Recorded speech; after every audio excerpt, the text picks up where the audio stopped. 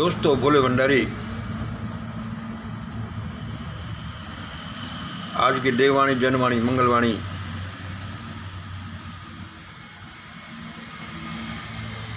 मैं उस परम शक्ति को नमन करता हूँ। दोस्तों, आज मैं बड़ा गमगीन सा बैठा हूँ। कौन बैठा है? ये बूढ़ा सा आदमी। लेकिन ये आदमी कोई बूढ़ा नहीं है। शरीर से आपको बूढ़ा सा दिखाई दे रहा होगा, but he is very young in mind, in heart, in spirit. वह कौन? मैं मंगल। यह आदमी आपको बूढ़ा सा दिखाई दे रहा होगा, लेकिन ये बूढ़ा बिल्कुल नहीं है। फिर भी समझ लो, भौतिक लेवल पर बूढ़ा सा शरीर दिखाई देता है, but he is very young in mind, in heart, in spirit. क्योंकि मैंने ये खोज की है कि शक्ति का स्रोत कहाँ है। मैं आज बड़े गमगीन सा बैठा हूँ। क्यों बैठे हो? जब मैंने ये सुबह सुबह, कल ही आ गई थी खबर तो,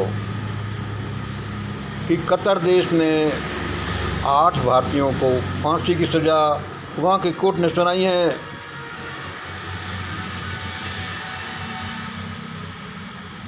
फांसी की सज़ा सुनाई है। बहुत बुरा हुआ।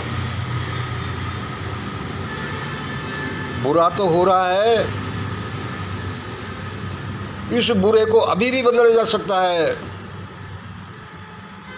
देखो मैं क्या कह रहा हूँ, बदला जा सकता है।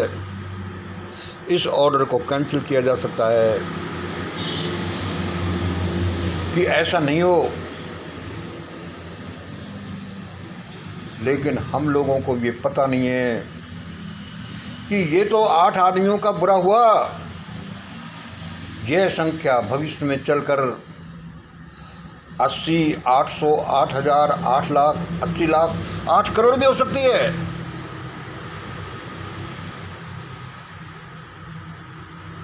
आठ करोड़ लोग इस समय की भेंट चढ़ सकते हैं भयानक तरीके से, जैसे 8 आदमियों को फांसी की सजा कतर देश में सुनाई है। क्योंकि हम चलिए इस रास्ते पर हैं। लेकिन मैं आपको गुड न्यूज़ दे दूं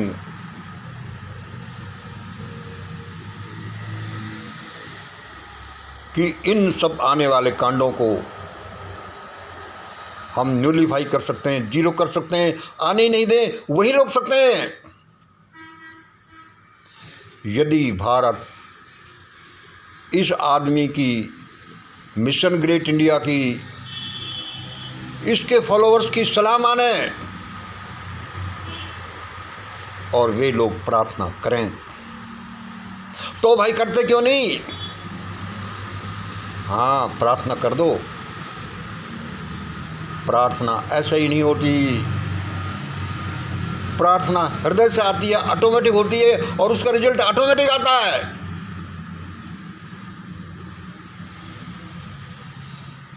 तुम तो बोए पेड़ बबूल का और आम दो। भारत ने जो उधम मचा रखा है, जो पागलपन कर रखा है, उसके रिजल्ट तो ऐसे ही होंगे। कतर में 8 भारतीयों को, अच्छा ये यहाँ पर लिख रखा है उल्टा, मौत की सजा।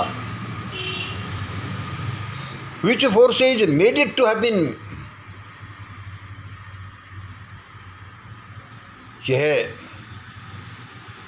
कुछ कर्मों का फल है, कुछ भारत का पागलपन है। क्या पागलपन है?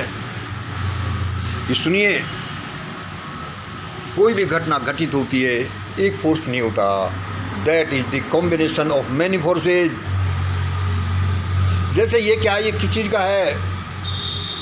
इसमें बहुत से लगभग शामिल हैं। 6 दिसंबर 1992 का डिमोलिशन ऑफ बाबरी मस्जिद, वह एक कर्म, वह फोर्स भी शामिल है। 5 अगस्त 2020 भी शामिल है इसमें। जनवरी 2024 से शामिल है। और उसने बोला था अपराधियों को उनके पहनावे से पहचाना जा सकता है, ये भी शामिल है। सबके छोटे छोटे हिस्से हैं। इसमें पहलू खां जैसे लोगों के केस शामिल हैं। इसमें वो यति भी शामिल है। इसमें हिंदू मुस्लिम एजेंडा शामिल है। इसमें बेवकूफ़ी भरा इजराइल का समर्थन भी शामिल है। और फिर अपना समूह लेकर यू टर्न लेना, ये भी शामिल हैं। कुछ उनके कर्म भी शामिल हैं। और ऐसे हजारों फोर्सेज का कर्मों का ये लंपसम रिजल्टेंट है कि ऐसा घटित हुआ। हर घटना के पीछे इसी तरह के हजारों सैकड़ों हजारों कारण होते हैं, फोर्सेज होते हैं जो उस घटना को घटित कराते हैं। मैं आपको एक गुड न्यूज़ दे रहा था, इस बैड न्यूज़ के बाद में गुड न्यूज़ दे रहा था। आपको पता नहीं, भारत में एक संस्था काम करती है, मिशन ग्रेट इंडिया। और उसकी गुड न्यूज़ क्या है कि उसके पक्के फॉलोअर्स, पक्के प्रेमी, लिस्टेड प्रेमी हर एक कल की अवतार है। आज जैसे पूरा देश कल की अवतार को ढूंढता फिर रहा है, आने वाले समय में पूरा देश मिशन ग्रेट इंडिया के फॉलोअर्स को ढूंढता फिरेगा।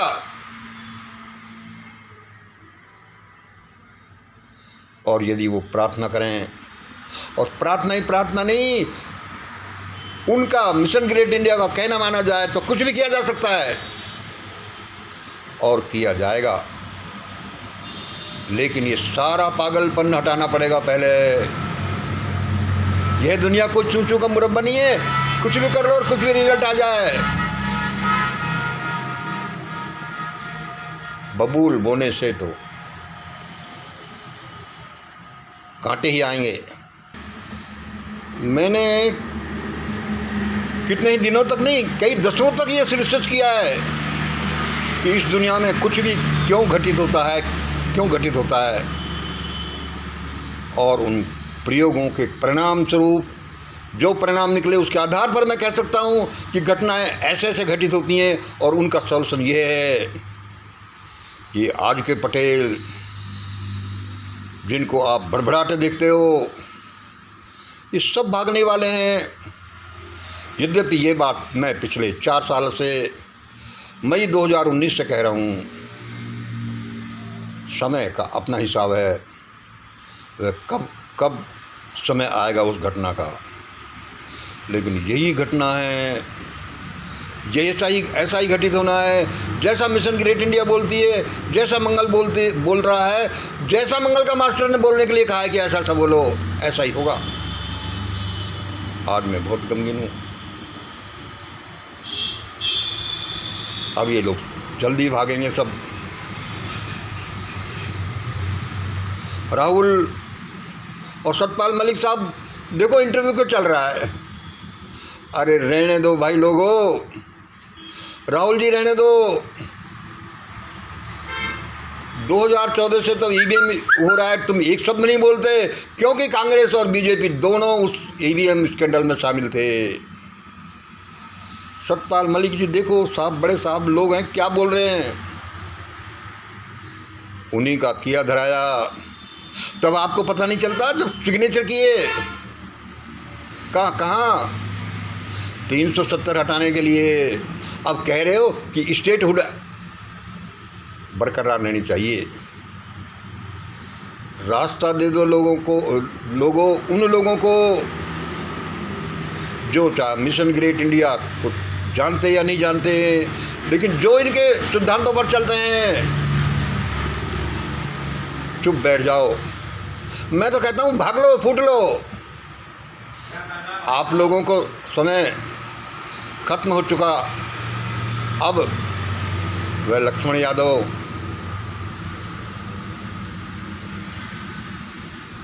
डॉक्टर बलहारा, पौरुष शर्मा, फाल्गुनी पाठक जो आजकल दिखाई नहीं देती, और इन लोगों का समय आ रहा है, चंद्रशेखर का समय आ रहा है, मिशन ग्रेट इंडिया के फॉलोअर्स का समय आ रहा है। आप चुप बैठ जाइए। कतर की न्यूज़ से मैं बहुत आहत हूँ। अभी जल्दी भारत का सारा परिदृश्य बदल जाएगा, क्योंकि इसको ऐसा ही होना है, ऐसा ही चलना है जो यहाँ बोला जा रहा है।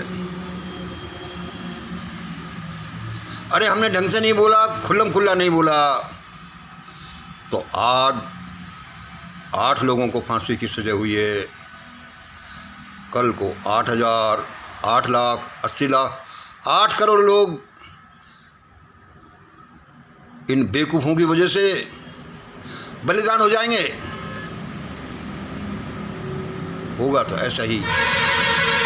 जय हिंद, जय भारत।